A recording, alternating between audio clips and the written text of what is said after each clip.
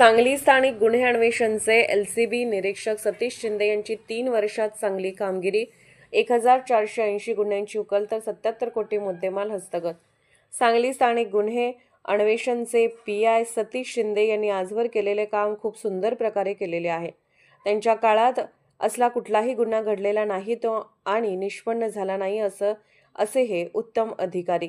आज त्यांनी स्थानिक गुन्हे अन्वेषणचा आपला पदभार सोडला आहे। सांगलीकरांना एक चांगला अधिकारी जो एलसीबी पीआय म्हणून काम केलेले सतीश शिंदे यांची ओळख आहे। आतापर्यंत एलसीबीच्या टीमने संपूर्ण जिल्ह्यात खूप चांगले काम केलेले आहे। अशा अधिकाऱ्याला सांगलीकरांचा सलाम।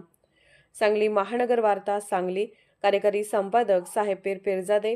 जाहिरातीसाठी संपर्क 7490769612। आमच्या चॅनलला लाईक करा, शेअर करा आणि सबस्क्राईब करायला विसरू नका। नमस्कार, मी पोलीस निरीक्षक सतीश शिंदे, स्थानिक गुन्हे अन्वेषण शाखा सांगली। मी 2 ऑगस्ट 2022 रोजी स्थानिक गुन्हे अन्वेषण शाखा एलसीबी सांगली येथे पदभार स्वीकारला होता।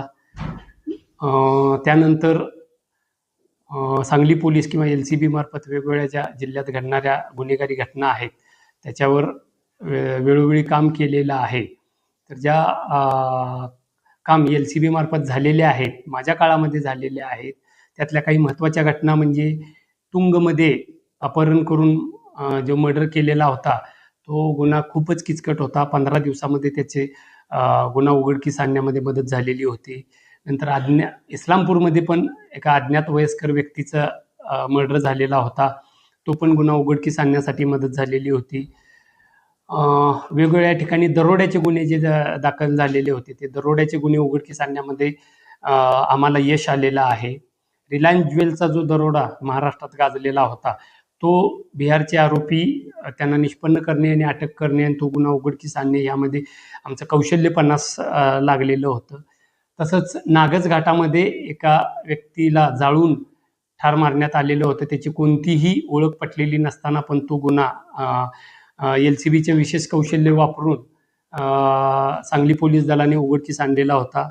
तसंच विट्यामध्ये एमडी ड्रग्जचा कारखाना उद्ध्वस्त करण्यामध्ये एलसीबीला यश आलेलं आहे। त्या याच्यामध्ये जवळपास 15 किलो एमडी ड्रग्ज आणि 30 कोटी रुपयाचा मुद्देमाल जप्त करण्यामध्ये एलसीबीने चांगली कारवाई केलेली आहे।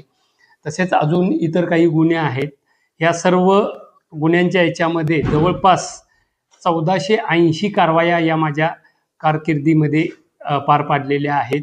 या दरम्यान जवळपास 76 कोटी 97 लाख रुपयाचा मुद्देमाल एलसीबी कडून वेगवेगळ्या याच्यामध्ये जप्त करण्यात यश आलेलं आहे।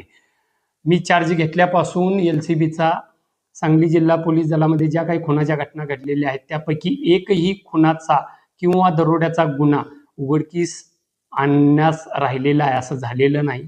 सर्व खुनाचे, दरोड्याचे, महत्त्वाचे जबरी चोरीचे गुन्हे उघडकीस आणलेले असून सर्व महत्त्वाच्या गुन्ह्यातील आरोपी यांना आम्ही अटक केलेली आहे। हा माझा कार्यकाल सर्व सांगलीच्या लोकांच्या सहकार्यामुळं चांगला गेलेला आहे।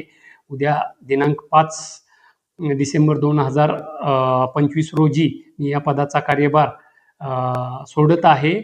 आपण वेळोवेळी सर्व सांगलीकर लोकांनी मला जे सहकार्य केलेलं आहे त्या सर्वाबद्दल सांगली पोलीस दलाच्या वतीनं, एलसीबी सांगलीच्या वतीनं मी आपला आभार व्यक्त करतो। जय हिंद।